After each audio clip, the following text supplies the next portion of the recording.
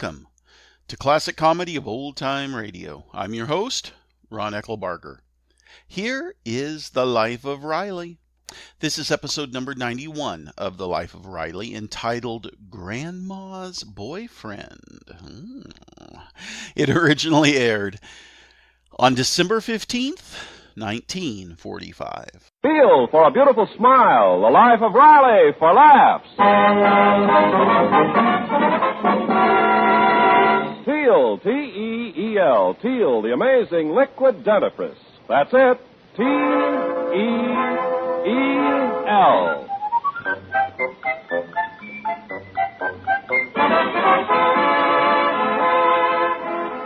Teal, the amazing liquid dentifrice, brings you The Life of Riley with William Bendix as Riley.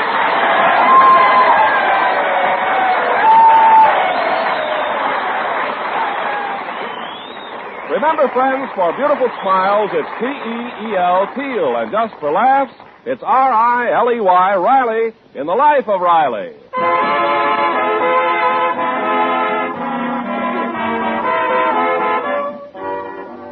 A good many of Chester A. Riley's headaches arise from the fact that he takes such good care of everybody else's business. Even Riley's mother, who is here in California for a short visit, is not exempt from his meddling. Our story opens with Riley and his 16-year-old daughter, Babs. No use, Babs. You can't have another lipstick. You've got a lipstick. But, Daddy, all the kids are getting the new lipstick. It's called Tantalizing Red. The ad says, today, tantalizing red lips, a sign of sophisticated beauty. That's today, huh? Well, in my day, girls didn't need no lipstick. They just ate hamburgers with lots of ketchup. Maybe it wasn't sophisticated, but it sure tasted better. Don't be an old fogey, Daddy. Nowadays, all girls use makeup. I know a girl that don't use makeup. My mother. You don't see her putting paint on her lips and shellacking her claws with red varnish. Well, after all, Daddy, Grandma's 60 years old. Yeah, and getting prettier every day. I'm in here, Mom. Just take a look at your grandma if you want to see a girl that don't buy her good looks in a paint store. Oh, Riley, your mother has something to tell you. Yes, Chester. Guess what? Wait, Mom. Stand just where you are. Dad, ain't she beautiful? Just like a painting by Whistler's mother. Oh, go on with you, big ape. Listen, I just had a Don't letter. talk, Mom. Just let me feed my eyes on a real pretty woman. Yes, sir, I'm proud that I look just like you. You don't say. Mm-hmm. My problem is that I look like you. You see Grandma's smooth complexion, Dad? And look at her hair, white like snow. Well, Mother Riley never notices my hair. Maybe it's because when I washed it last night, I put some extra blue in the water. Mom, you didn't. There, you see? Even Grandma has her little tricks, Daddy. Mom, I'm shocked. The next thing I know, you'll be wearing bobby socks. Remember, son, when a woman stops trying to look her best, she's got to expect her boyfriends will leave her for someone else. Mom, that's no reason for you to wear blue hair. You ain't got no boyfriend. Oh, is that so? You see this letter? It just came. From an old beau of mine. What nerve. Writing a married woman after she's married 40 years. Especially when her husband's away at sea for 2 years. 3 years. Poor Pop. Can't turn his back for 3 years before his wife gets a letter from a wolf. Don't you read it, Mom. I did read it. And guess what? This old flame of mine is coming here to see me tomorrow. Nothing doing. Any old flames come around here, I'm blowing them out. No, you won't. You'll be as nice as pie to him. Mom, think what you're saying. You're married. Write and tell him you got a big overgrown son. He knows all about you. But he likes me anyway. Now, listen, Mom. I'm head of this house. Riley? I mean, next to you, Peg.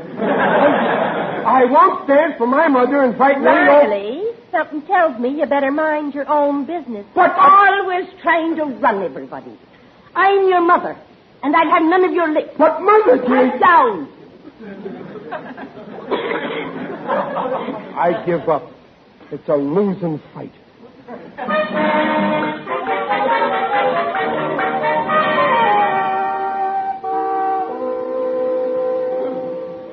You, Mr. Riley. It's your neighbor, Waldo Binney. Oh, come in here in the garage. How are you, Waldo? Oh, my aching back. Trouble with your wife again, Waldo? She's always insulting me. This morning she called me a pinhead. Said my head was the size of an atom. And then she tried to split it. Well, I got woman trouble, too. My mother. No, Mr. Riley. Not that sweet little white-haired lady. Don't let that hair fool you. On her head, she may be white-haired, but in her heart, she's still a redhead. Tomorrow, she's stepping out with a strange man. Oh, no, I can't believe it. It's true, but don't get me wrong. She don't mean no harm. Oh, of course not. No. She's probably just dazzled. Tell me, has your dear mother any money of her own? Yeah, I think so. Once I noticed a hole in her mattress, so I peeked in, and there was George Washington staring at me. Ah, so that's what the scoundrel's after. Take my advice, Mr. Riley. Send for your father immediately. I can't, Waldo. He's out in the ocean sailing around on this tramp steamer. He's the head tramp. You know, the captain. Yes. Mr. Riley, he's the only one who can save your mother. Do you know the name of the port your father last visited? Well, last week I got this here postcard from him. It don't say the port, just the street address. See? 150 West Longitude.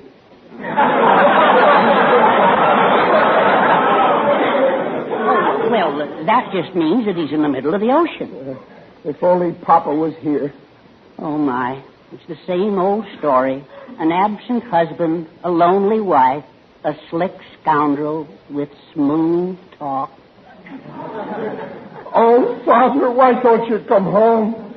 Yes, a sad story with the usual ending. Divorce. Divorce? Well, gee, I never thought... Divorce? That's awful. Especially for the children. What about the children? Well, the parents share the custody. The child spends 6 months with the mother and 6 months with the father. Oh, well, that's terrible. My father's on the ocean all year. I'll get seasick. Waldo, I got to do something to keep my mom and pop together. Well, I have an idea. Now, try and remind her of your father. Leave some of his things around in her room, little items with a sentimental value. And that'll remind her of their years of happiness together. Yeah, I know what. I got an old shaving mug of Papa's. I'll put that on her dresser. And Pop's old corncob pipe. When she smells that, it's bound to bring tears to her eyes. That's it, Mr. Riley. Now, you must save your mother from this terrible fate. I'll do it, Waldo. I'll do anything I have to do to protect the sanctity of the home.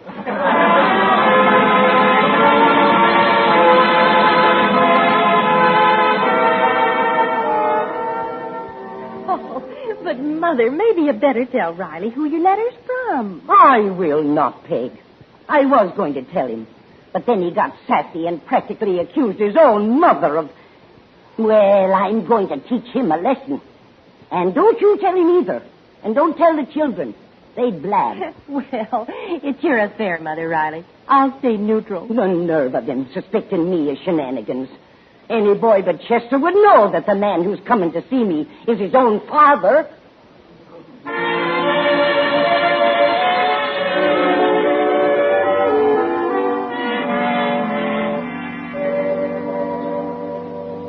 It's a good thing my mother's out shopping. Now, let's see, Waldo. Oh, first we'll hang up this swell picture of my papa. Lucky I found it in the attic. There. My, your father's got a nice face. Yeah. When your dear mother sees that picture, she's bound to break down. Now, what'll we do with your father's mug? Well, we just leave it. Oh, you mean this shaving mug. Put it in Mama's dresser drawer. Oh, yes, all right. Isn't it nice to read other people's letters when they start off, Dearest Mabel? Well, that must be the letter Mama got from this wolf. Well, of course, I didn't read it all. That's good. It ain't nice to read other people's mail. And besides, she's my mother, so I'll read it. I'm only reading it for her own good. Exactly. I'm only listening for her own good. My dearest Mabel, now after all these long years, I'll be holding you in my arms again. You are still my beautiful wild rose, and pretty soon now your honeybee will come buzzing around again. Only a skunk would write a thing like that. Your dear father will thank us for this. Read some more. You'll never know, Sugar Plum. Mr. Riley, somebody's coming. Huh? Oh, it's Mom. Here, take the letter. No, you take it. No, you take it. No, you take it. Oh. What's this? What are you doing in my room, Mr. Binney? Your son invited me. Who? Chester, what are you doing in my room? Waldo invited me. Is this your room, Mom? Well, let's go, Waldo. Just a minute, Chester. What's that in your hand? My letter.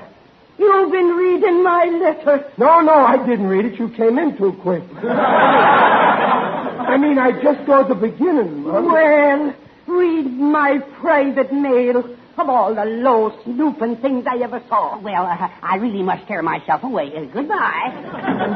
Yeah, me too. Stay where you are, Chester. Yes, Mama. Now you look here. Wait, Mom. Before you say anything more, just look at that picture on the wall. What picture? Holy smoke! What on earth is that? Mama, that's Papa. That's the man you're married to. Well, for heaven's sake. I thought he looked familiar. Look, Mom, you've been my mother ever since I was born. Look at Pop's picture up there. Look at his dear old face. Blow the dust off him. He looks as if he was lost in the fog. Mom, just look at that face. That forehead, so strong. That nose, so intelligent. And those eyes, one on each side of his nose. And his ears, one on each side of his head. Mom, that's the face you took, for better or worse. That's the man you promised to love, honor, and obey. Ah, but Chester, it isn't what a woman says with her lips. It's what's in her heart that counts. Mom, you mean you didn't mean it when you married Pop? And you stayed married for 40 years? I might as well tell you, Chester. There's only been one man in my heart for 43 years. You mean this lowlife that's coming to see you Saturday? Don't you be calling your... He's no lowlife. The man who's coming to see me Saturday is the only man I ever really loved. Poor Pop. 40 years of married life, and in the end, all you're getting out of it is me. Oh, Papa, it wasn't worth it.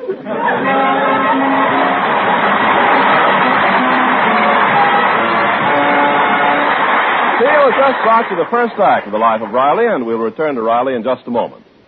Meanwhile, this is Ken Carpenter. I hope you'll start using Teal to clean your teeth before it's too late, before you discover ugly cavities at the gum line of your teeth. Yes, cavities. Cavities ground in by daily brushings with toothpastes or powders containing harsh abrasives. And don't think you're safe from such damage. Most people risk ground-in cavities every time they brush their teeth. Because, you see, out of every 10 adults, 8 have receding gums. And when gums recede, parts of the teeth are exposed which are 25 times softer than tooth enamel. Yes, 25 times softer. And those softer parts are easily damaged by daily brushings with toothpaste or powder containing harsh abrasives. So you see, the chances are 8 in 10 you are risking those ground-in cavities daily, unless the dentifrice you use contains no such abrasives. Well, folks, Teal alone of all leading dentifrices contains no abrasives. That's right. Teal cleans teeth with a patented ingredient without abrasives. Therefore, Teal protects your teeth from ground-in gum-line cavities as no other leading dentifrice can. The Teal way takes 1 extra minute a week to make teeth look their best safely. Just follow directions on the package. How you'll enjoy the tangy flavor of Teal, its refreshing aftertaste. So be sure to ask for T-E-E-L, Teal, the liquid dentifrice. And now back to the Life of Riley with William Bendix as Riley. We left Riley stunned by his mother's statement that the man who's coming to see her tonight is the one love of her life. Actually, the man is Riley's own father, who's been away at sea for 3 years. But to teach Riley not to jump to conclusions and meddle in other people's affairs, his mother is holding back that important fact. Right now, Riley has a plan to make his mother see the error of her ways. But, Pop, I don't get it. Why do you want to sing that song to Grandma? Look, Junior, it's time you learned that if you don't ask me questions, you won't get a foolish answer. You play that song and sing with me and Waldo like we rehearsed. Do you think the song will do the trick, Mr. Riley? I don't know, but I want to keep reminding Mama about Papa before it's too late. She's in the kitchen, so we got to sing loud. Go ahead, Junior. F is for a father who's a great guy. A is all the stuff he done for Mom. T is for the touch he's always good for. H is for a husband, not a bum. E, that's in forever he will be true. R is wrong he's never done to you. Put them all together, they spell Papa. Oh, Mama, take him back, please do. Oh, for heaven's sake, Chester, will you stop that crazy yowling? Yowler? Mom, didn't you even hear the words? Don't you feel the sediment? They're the silliest words I ever heard in all my born days. Now stop this racket. I've got work to do, and you're giving me a headache. Waldo, it's no use trying to soften her up.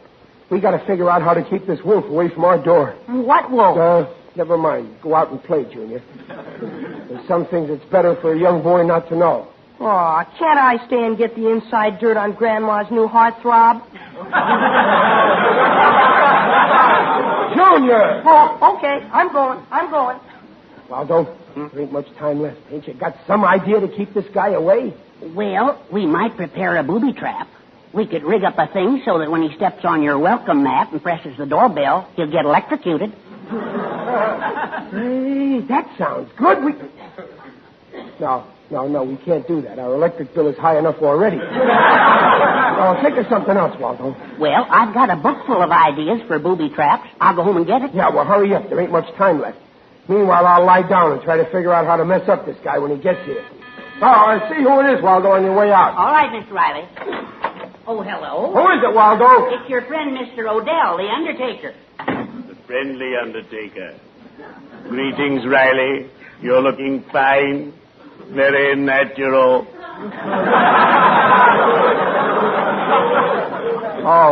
Hello, Digger. Flat on your back, I see. Good. Relaxing is an excellent thing, but you're not doing it properly. I'm not? What do you mean? I'll show you. Here, let me fold your arms. Never mind, Digger. I'm getting up. Riley, I can see something is troubling you. Yeah. Digger, why can't married people get along without trouble? Because a man always insists on marrying a woman. At times, they're unreasonable creatures. I remember when I first got married, my wife, Lily Fern, objected to my digging in the garden. That's just like a woman. Makes a fuss when a man wants to plant a few vegetables. Oh, it wasn't vegetable. You see, at the time, I was taking a course in the Mortician's Academy, and they give you homework.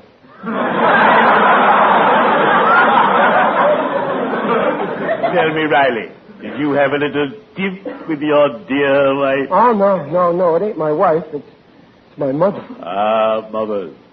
Silver threads among the gold. Sitting in a rocker, crocheting antimacassars. Sweet, simple, and serene. I adore mothers. They're so gay. Sometimes they're too gay. Digger, you won't believe this, but there's a certain party who's trying to make time with my 60-year-old mother. It's terrible. I know just how you feel. I remember when Father expanded his undertaking business and got an assistant. The assistant tried to win Mother away from him. Oh, what did your father do? Plenty. He said to him, "Look here, you cad. If you don't leave my wife alone, you'll stop being my assistant and become my customer." It nearly scared the life out of him.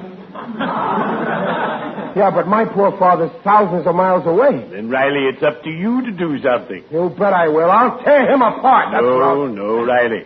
In dealing with your mother's tutor, dignity is the key word. You must see this rotter before he gets here and reason with him. Lure him to some rendezvous. Yeah, that's an idea. And I know where. Waldo's house next door.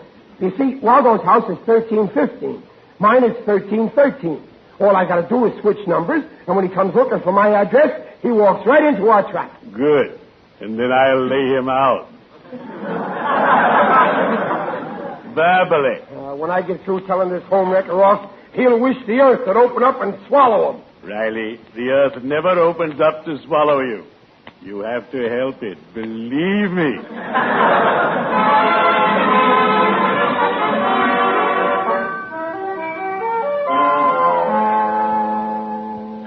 Okay, fellas. Everything's set. I switched the numbers. Excellent, Riley. Now, listen. This home wrecker will show up any minute. Now, you know what to do, fellas. I'll be hiding in the kitchen. When he comes in the front door, you grab him. And then I make an entrance and face him with my face. That should frighten him. I better put out the lights now. My, it's dark. I like the dark. Listen, I hear somebody coming up the walk. It's him. I'll get in the back now. Remember now, fellas, no rough stuff. Oh, no. If I hit him, I might hurt him. Ready, Waldo? I'm opening the door. Good evening, mister. Step in. Mr. Bevold, don't you recognize a bosun's mate, junior grade? Where's Mrs. Riley? Ahoy, Mabel! Not so loud. Come inside. She ain't in the sick bay, is she? Give us a sounding. Is Mrs. Riley aboard, or ain't she? Lock the door, Waldo. Avast there! Now we got him. Got who, me? Why, you barnacle-bottom scupper-wash, you trying to Shanghai me? Lie down, sir. Sit down. Go on, get in this chair. Cast off. Take your grappling hooks off of me, or by the great horn spoon, I'll... Oh, he broke my nose. Ah, foul your cigarette, eh? Now for you pale-faced porpoise. How do you like this? No, he broke my high hats. I'll hang you from a yardarm, you scurvy sea scum. Help! Let me out of here! Get out of my way, Waldo, you coward. Good day to you, sir. Come back, you swags, and fight like men. Fellas, I said no rough stuff. You... Papa! Ahoy, Chester. I run into some foul weather. Papa, when did you get home? Didn't your mother tell you I was making port tonight? No, Where is she? Mabel! Hit the deck!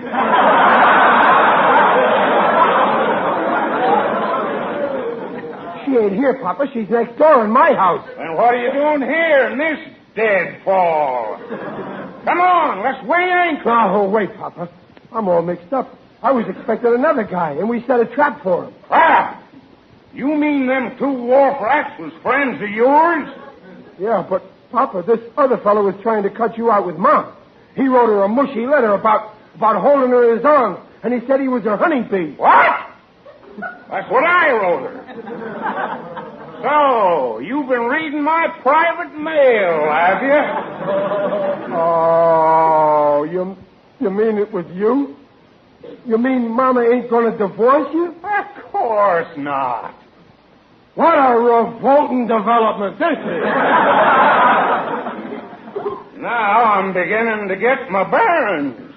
Chester, come forward. Now, Pop, I was only trying to look after your interests. I can look out for myself, but for suspecting your old lady of flirting, I'm going to give you a keel hauling. Papa, don't look at me like that. Papa, what are you taking off your belt for? Chester, heave your bow across that chair and let me see your stern. No, Papa. Don't spank me. I'm going on 39. Don't spank me. Don't spank. Mama!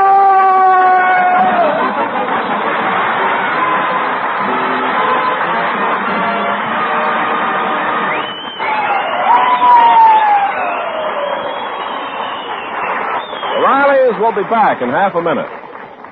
Millions have switched from toothpaste or powder to Teal and have thoroughly enjoyed the change. You, too, will like Teal's refreshing flavor, its lively action. But most important, Teal protects teeth from cavities. Cavities ground in at the gum line by daily use of toothpaste or powders containing harsh abrasives. Teal cleans teeth without abrasives, avoids the risk of such cavities. T-E-E-L, Teal, the safe liquid dentifrice.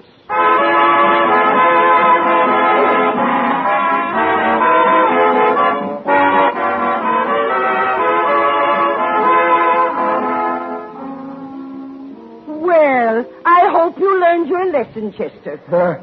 I sure did, Mom. If you didn't, I can still give you that keel hauling you talked me out of, you big barrel of bilge water. Gee, Pop, you talk like you don't like me anymore. Oh, stow it. I like you as much as ever. You're a fine-looking boy. Kind of son any father'd be proud of. You just happen to be a little short on brains. Now, how can you say that, Papa? Why, everybody who knows me says my head is my strongest point.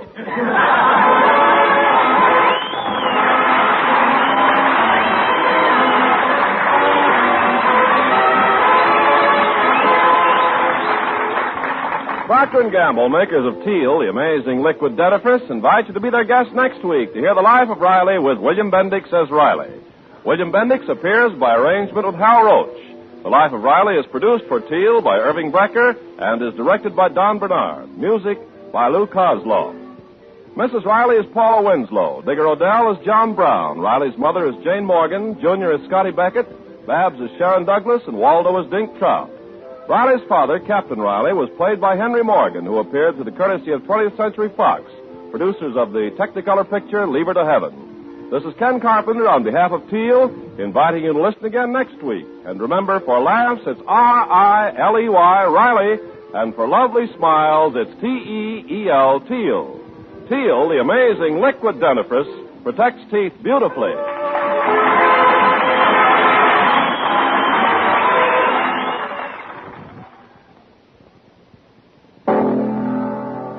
It's a washing miracle for silk, nylon, woolen dishes. What are you talking about? Dreft. I'll spell it. D-R-E-F-T, Dreft. Yes, ladies, and Dreft spells faster, brighter, safer cleaning than any suds before in history. Why, Dreft keeps my colored things so bright and gay looking, I can hardly believe my eyes. My lingerie, nylons, woolens, all stay beautiful as a dream. And dishes... Say, Dreft makes dishes shine without wiping. You see, Dreft's amazing suds rinse clean and clear.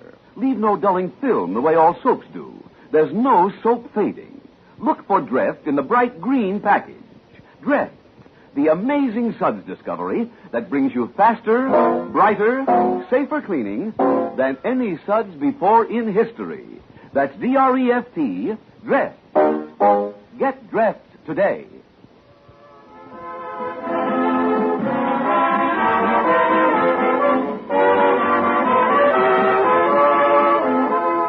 listen for The Life of Riley next week, same time, brought to you by Teal, the amazing liquid dentifrice. And now, stay tuned to this station for Truth or Consequences. Good night.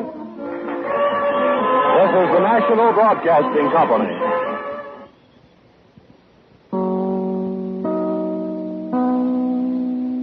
Please send your questions and comments to host at ClassicComedyOTR.com.